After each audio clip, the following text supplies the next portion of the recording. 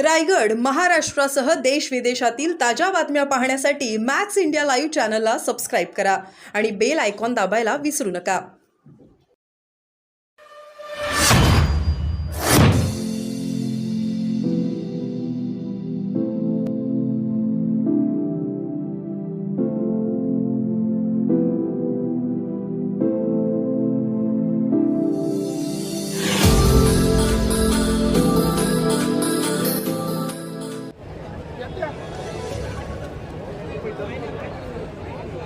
या नाशिक लोकसभा मतदारसंघामध्ये महायुतीच्या वतीनं निवडणुकीस उभे असलेले हेमंतराव गोडसे यांच्या प्रचार सभेसाठी आज भाजपचे ज्येष्ठ नेते यांच्या प्रमुख उपस्थितीमध्ये जाहीर सभा पार पाडत आहे. चंद्रशेखर बावनकुळे अध्यक्ष बीजेपीचे हजर आहेत.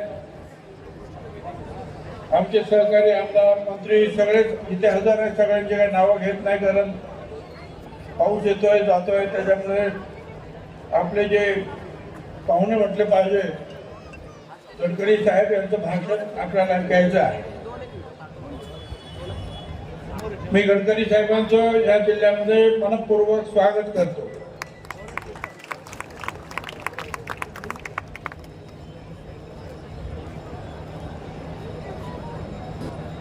आणि 2 दिवसावर निवडणूक आलेली आहे.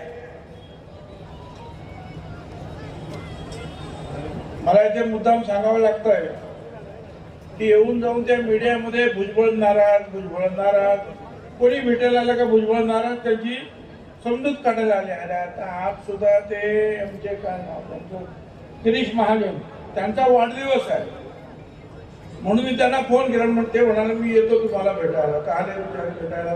त्यांचं मी स्वागत केलं. म्हणजे भुजबळांची समजूत काढायला. अरे मी नाराज काही नाही. मी स्वतःच सांगितलं की मला निवडणुकीला उभं राहायचं नाही आणि त्याच्यामुळं महायुतीच्या वतीनं जे आहे हेमंत गोडसे ते उभे राहिलेले आहे. मी इथे हेच सांगायला आलेलो आहे की महायुतीमध्ये आम्ही जे आहोत, मग भाजप आहे, शिंदे शिवसेना म्हणा किंवा अजित पवार एनसीपी म्हणा, आम्ही सगळे मोदी साहेबांचे हात बळकट करण्यासाठी संपूर्ण महाराष्ट्रामध्ये जे आहे हा प्रचार करतो आहोत. गडकरी साहेब सुद्धा यासाठी संपूर्ण महाराष्ट्रामध्ये फिरत आहेत. नाशिक जिल्ह्यामध्ये काही ठिकाणी त्यांच्या मीटिंग झाल्या. गडकरी साहेबांच्या नेतृत्वाखाली या देशामध्ये महामार्गाचं फार मोठं जाळं त्यांनी निर्माण केलं.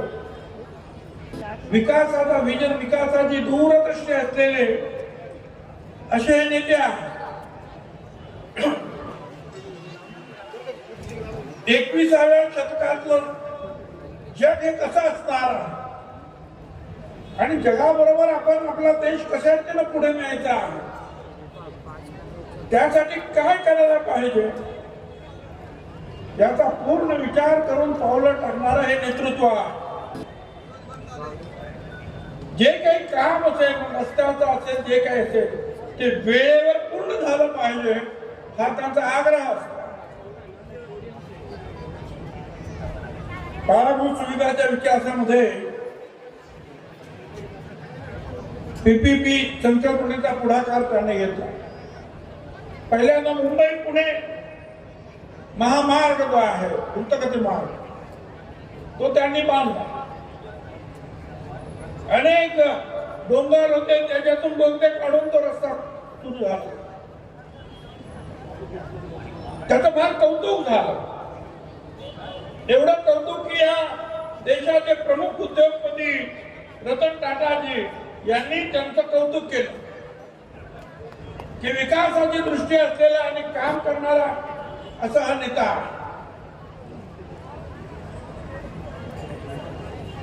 आणि म्हणून या पुढच्या काळामध्ये सुद्धा हा विकासाचा रथ आपल्याला पुढे न्यायचा. पण त्यासाठी आपल्याला मतदान करून या विकासाला मतदान द्यायचं आहे. मोदी साहेबांचा हा जो प्रयत्न आहे देशाला पुढे न्यायचा, त्याला मतदान करायचं. गेल्या 10 वर्षामध्ये बरंच काम झालं. गडकरी साहेबांना तर मला सांगायचं आहे की ही मंत्रभूमी नंतर यंत्रभूमी, परंतु आता ही कृषी प्रधान भूमी आहे. महाराष्ट्रामध्ये सगळ्यात चांगल्यात चांगले जे आहेत कृषीवरचे प्रयोग आमचे शेतकरी करतात. मंत्रभूमी म्हणून सुद्धा विकास सुरू आहे. अयोध्यामध्ये राम मंदिर असलं तरी आमचं राम मंदिर आहे तिथे. मोदीजी सुद्धा इथे आहे. ऐतिहासिक असा वारसा ज्या प्रभू रामचंद्राचा या जिल्ह्याला लाभलेला आहे. धार्मिक पर्यटनाचं देणगी पहिल्यापासून जिल्ह्याला मिळालेली आहे. त्याच्यासाठी आता कुंभमेळा येतो. या कुंभमेळ्याच्या माध्यमातून अनेक कामं यापूर्वी सुद्धा या जिल्ह्यात झाली. आता 2-3 वर्षांनी होणाऱ्या कुंभमेळ्यामध्ये सुद्धा कोट्यावधी लोक येणार आहेत. सुविधांची अडचण पडता कामा नये यासाठी आता कामाला सुरुवात करायची आहे.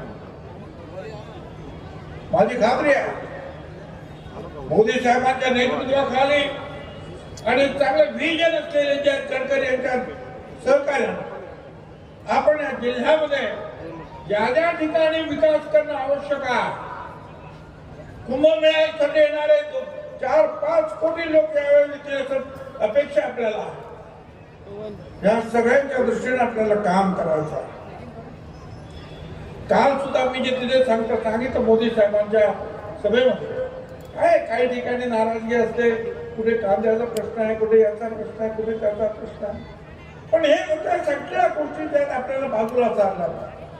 काही वेळा सांगितलं जातं नाही संविधान बदलणार. मोदी साहेबांनी 15 मिनिटं जे आहेत एका चॅनलला जी मुलाखत दिली त्याच्यामध्ये सांगितलं असं शक्य नाही. त्यांनी तर पुढे जाऊन सांगितलं की हे संविधान एवढं मजबूत आहे आणि पक्का आहे की प्रत्येक बाबासाहेब आंबेडकर जर आले आणि त्यांना वाटलं